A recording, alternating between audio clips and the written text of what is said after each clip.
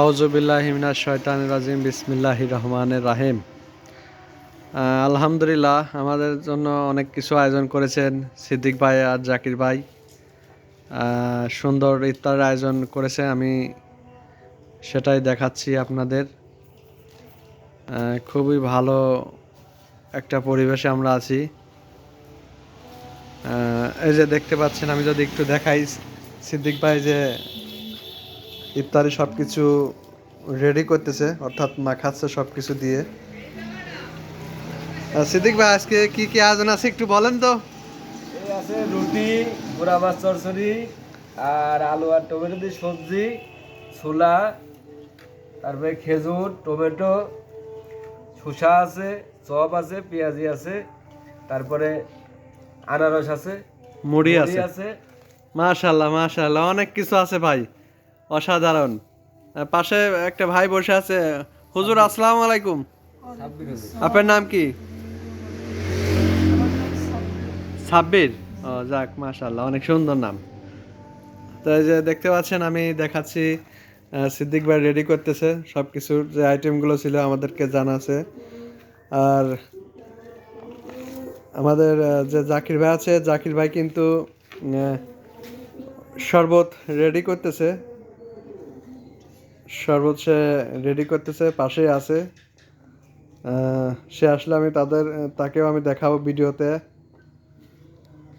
আমাদের ইফতারের আয়োজনে কাজ চলছে, আর মাত্র 2 মিনিট সময় বাকি আছে ইফতারির।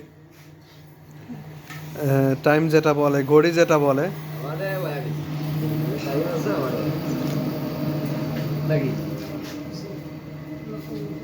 যাই হোক, আপনারা যে যেখান থেকে দেখছেন, এই সুন্দর একটা পরিবেশ দেখতে পাচ্ছেন। ইফতারি যে আয়োজনটা করা হয়েছে, আবারও বলি মাশাআল্লাহ, যে অনেক সুন্দর করে আয়োজন করা হয়েছে। আপনারা যারা রোজা রেখেছেন সারাদিন বা রোজা নাই, আমি দুজনকেই বলছি, যারা রোজা নাই, যারা রোজা আছেন, তারা অবশ্যই একসাথে ইফতারি করবেন, অবশ্যই সওয়াব হবে।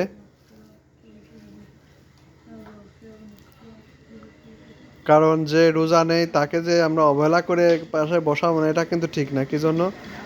আল্লাহ তাআলা কিন্তু বলেছেন যে রোজা নাই, সে যদি রোজাদার ব্যক্তির সাথে ইফতারি করে, সে সমান সওয়াব পাবে।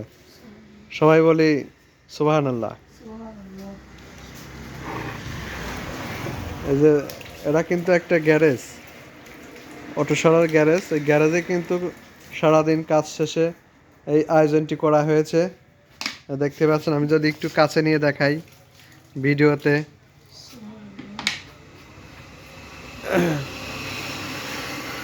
জাকির ভাই চলে আসছে, এই যে শরবত নিয়ে চলে আসছে জাকির ভাই।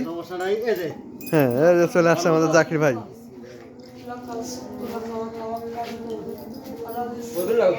আজান দিয়ে দিয়েছে, সবাই ভালো থাকবেন, সুস্থ থাকবেন। আল্লাহ হাফেজ, আসসালামু আলাইকুম।